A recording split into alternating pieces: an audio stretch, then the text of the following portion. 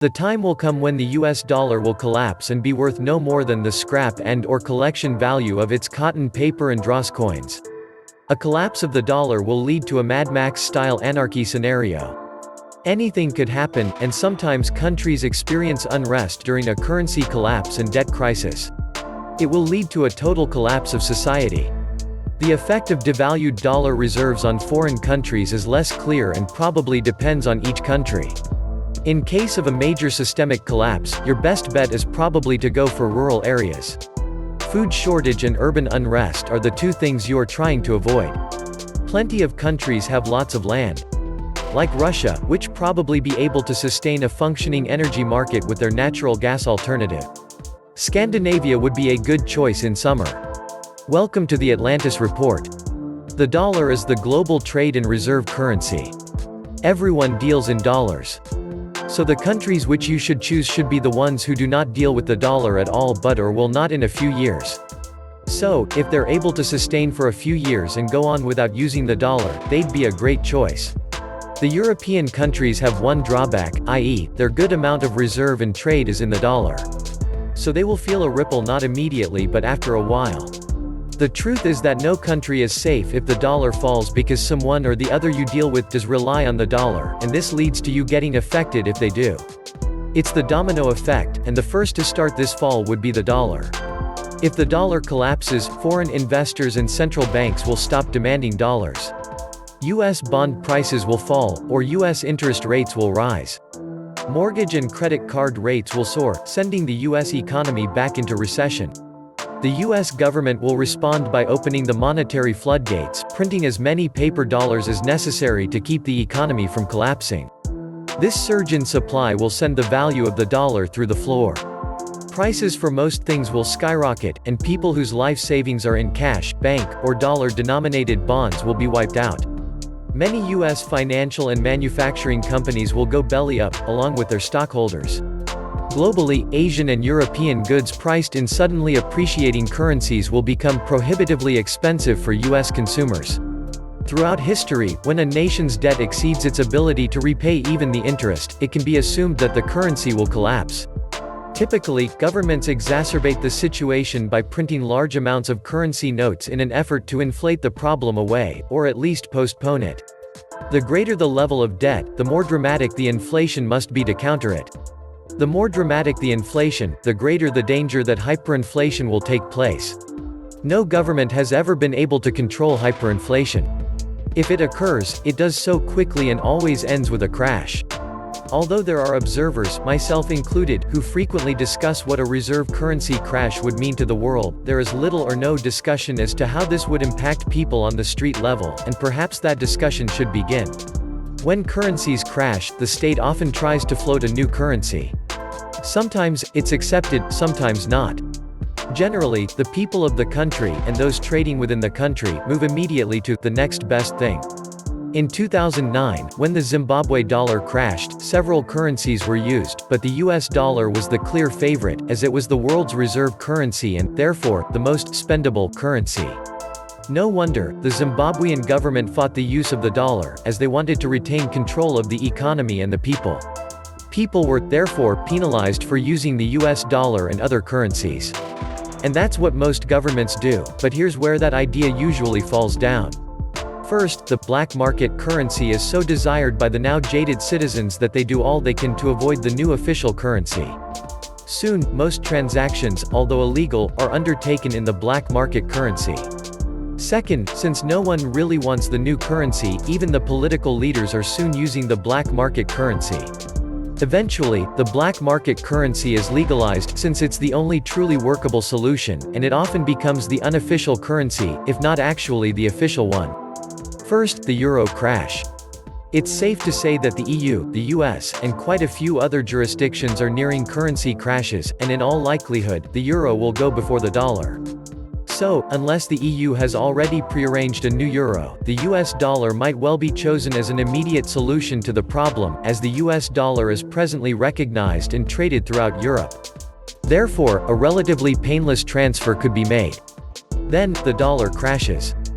However, the dollar, which is presently praised as being a sound currency, is really only sound in relation to the euro and some other lesser currencies.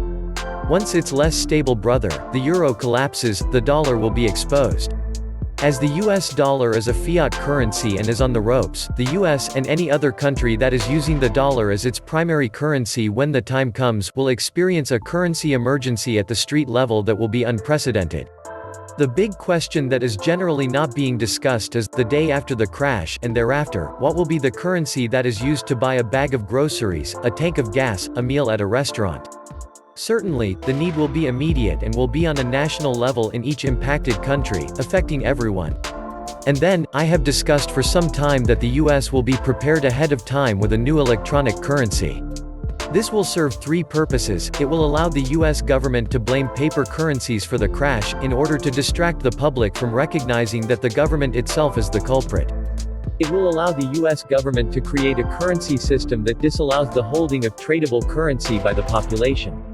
That is, a debit card would be created by banks through which all transactions must pass, assuring that all transactions are processed by, and thereby subject to the control of, a bank. It will allow the US government to have knowledge of every penny earned and spent by any individual or organization, allowing for direct debit income taxation. If the US does institute such a system, US citizens will then become the most economically controlled people in the world, overnight. It's likely that a black market system would spontaneously be created by US citizens in order to bypass the new government system. A portion of daily trade would occur under the table. It would unquestionably be made illegal, and we can only speculate as to how prevalent it would become. 10% of all transactions? 30%? Anyone's guess. Surely, the government would crack down, and penalties might become severe. Anywhere else in the world, there would be greater freedom, but what would their currencies be? There are many countries that presently use the US dollar as one of their official currencies. After a crash, the greater the link to the US dollar, the greater the loss of economic freedom, although, in most such countries, the government is likely to be less efficient than in the US, which would work in favor of the individual. Such countries would also have the alternative of switching from the dollar to another dominant currency. With the euro and dollar gone, that currency might be the Chinese yuan. The difficulty with this possibility is that presently, the yuan is not in common use on the street.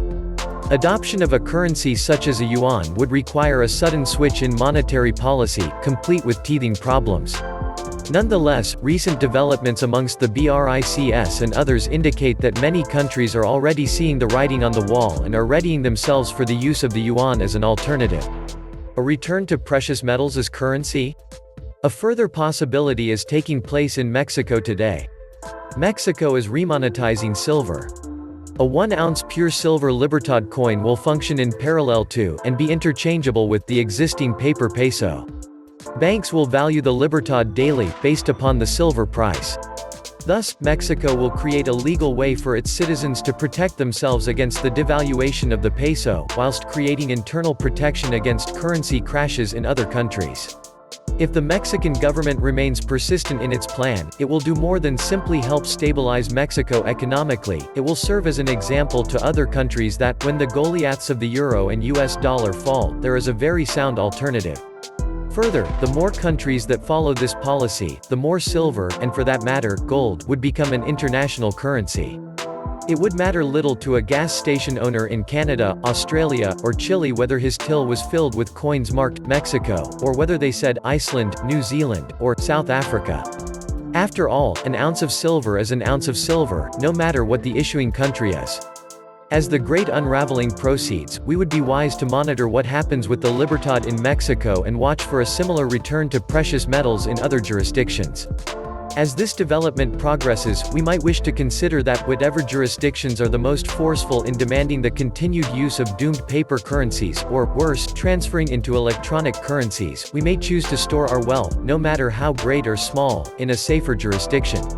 Further, we may choose to reside in a jurisdiction where a currency crisis will be less likely to occur, to live under a government that does not seek to monitor and tax our every economic transaction.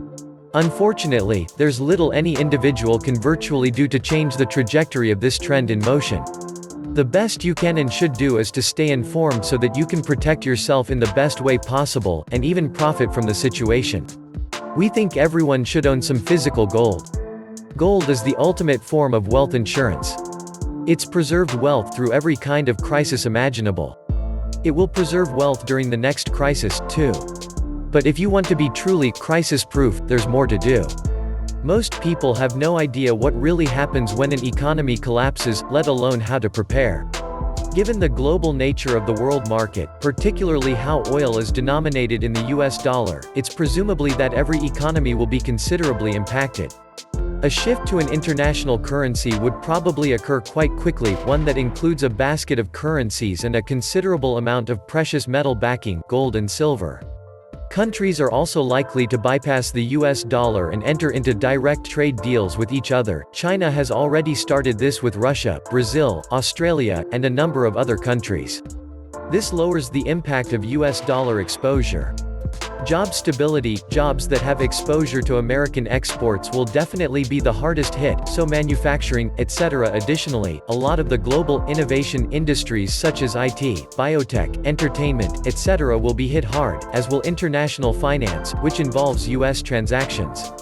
Jobs least likely to be impacted will be those that cater to local needs such as local agriculture and essential service industries.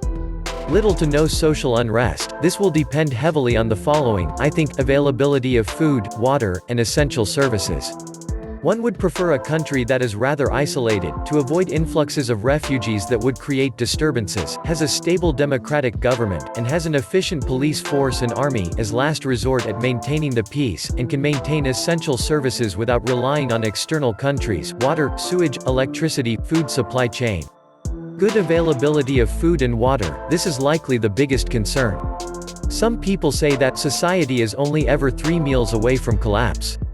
That might be overstating it, but highest on the list of concerns during a global collapse, instability caused by something like a rapid US dollar decline, would be the accessibility of food and water. Availability will be most likely determined by proximity in a world where energy, i.e., shipping, prices are fluctuating wildly. Given this, some of the last places you would want to be would be countries such as United Arab Emirates, Saudi Arabia, Singapore, which rely heavily on imports of food and water, and also have huge exposure to the US dollar trade. A better list would include net exporters of food, countries that are isolated, preferably by sea, and countries that take care of their energy needs, particularly electricity in the short term and hydrocarbons in the medium to long term. Most countries in the southern hemisphere would be pretty resilient, like the South and some parts of Central America. Australia, and neighbor New Zealand, are possibly to be the countries with the highest standards of living after a global shock. They also mine a lot of gold. Below is my list of the top 10 countries where to consider relocating in the case of a dollar collapse and financial meltdown that will follow. Number 1, New Zealand. Australia another option. New Zealanders live in the 4th safest country in the world, behind Iceland, Denmark, and Austria. 6 out of the top 10 most peaceful countries were European, according to the 2015 Global Peace Index published yesterday by the Institute for Economics and Peace. The study ranks 162 nations based on factors like the level of violent crime, involvement in conflicts, and the degree of militarization.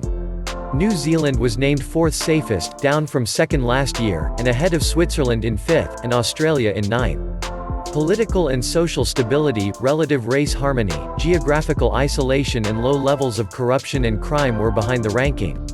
This is an exceptionally uncorrupt, honest, and decent society, and compared to other countries, this country is incredibly safe. Most of the safest countries had small populations and were based on strong welfare state principles. If you ever get sick or are in a car accident, you won't be asked to produce a credit card before you get treatment. That also helps build a stable society. Number 2, Switzerland.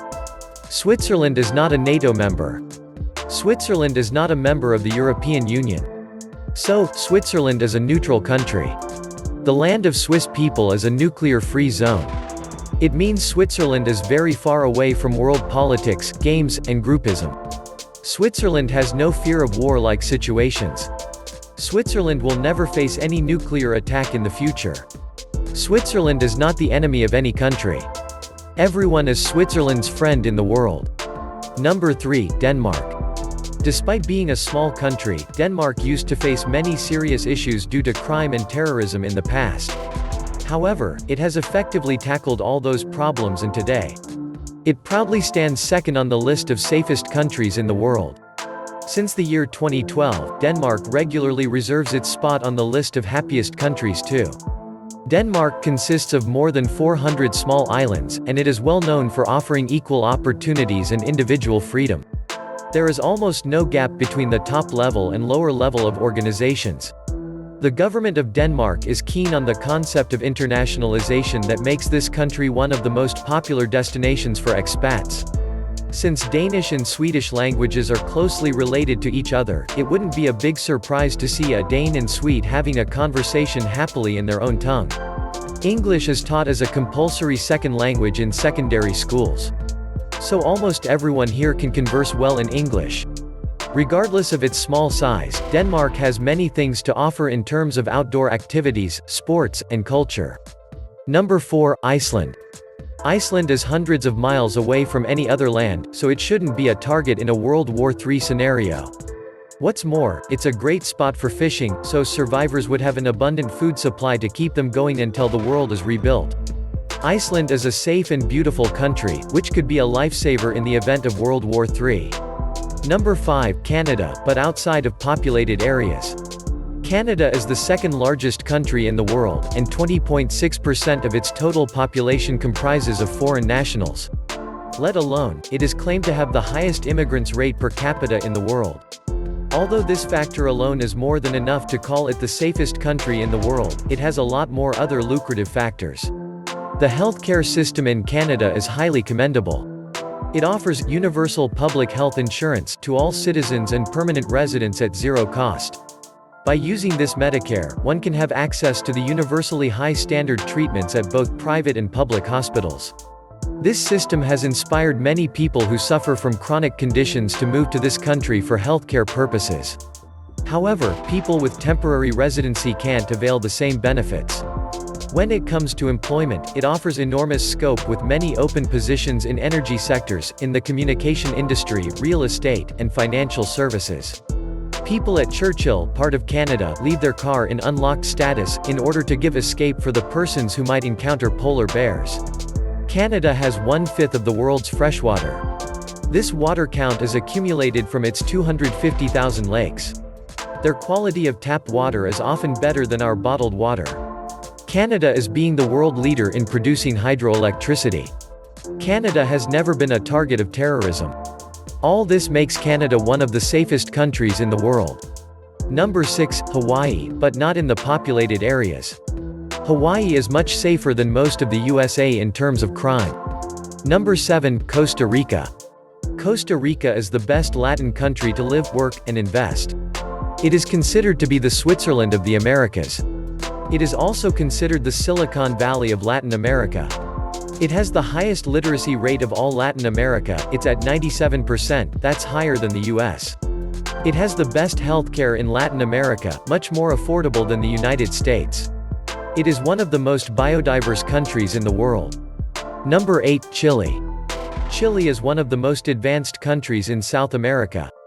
Chile is a first world alternative in Latin America, with Latin America's highest standard of living. In fact, throughout the Americas, only the United States and Canada rate higher for the overall standard of living. The water is drinkable, the phone and internet are fast and reliable, and the public transit system is modern and efficient. The highways are modern, fast, and well maintained. Number 9. Argentina, Patagonia. Some parts of it largely remain untouched and pristine. The farmland here is still cheaper than other places in the world. The strength of nature is very ever-present here, from the majestic Andes to the lonely cliffs by the seaside. It has one of the lesser population densities in the world, with about 2 million people dispersed across more than 1 million square kilometers in 2 countries. Number 10, Slovenia. Slovenia is a tiny beautiful country. People here seem most pretty and most welcoming. It has cavemen-friendly territory which has over 10,000 caves in Slovenia. Practically Slovenes have an abundance of self-confidence, have great respect for each other, and are broad-minded people. So no wonder why it's on the safest countries list. Slovenians love their towns. Their capital Ljubljana can be translated into the loved one. It has coastline around the only 46 kilometers, but the entire coastline is like heaven made. It is the safest country not only for humans but for animals too. This is the reason why Slovenia still has over 400 brown bears. It is surrounded by 4 friendly countries: Austria, Italy, Croatia, and Hungary. Thus it doesn't need to involve in a fight with any country. Half of Slovenia's surface is filled with forest, 10,000 square kilometers. It is the third most wooded country in Europe. Slovenes have 53.6% protected land, which is higher than any other country except Venezuela in the world. This was the Atlantis Report. Please like, share, and subscribe. Thank you.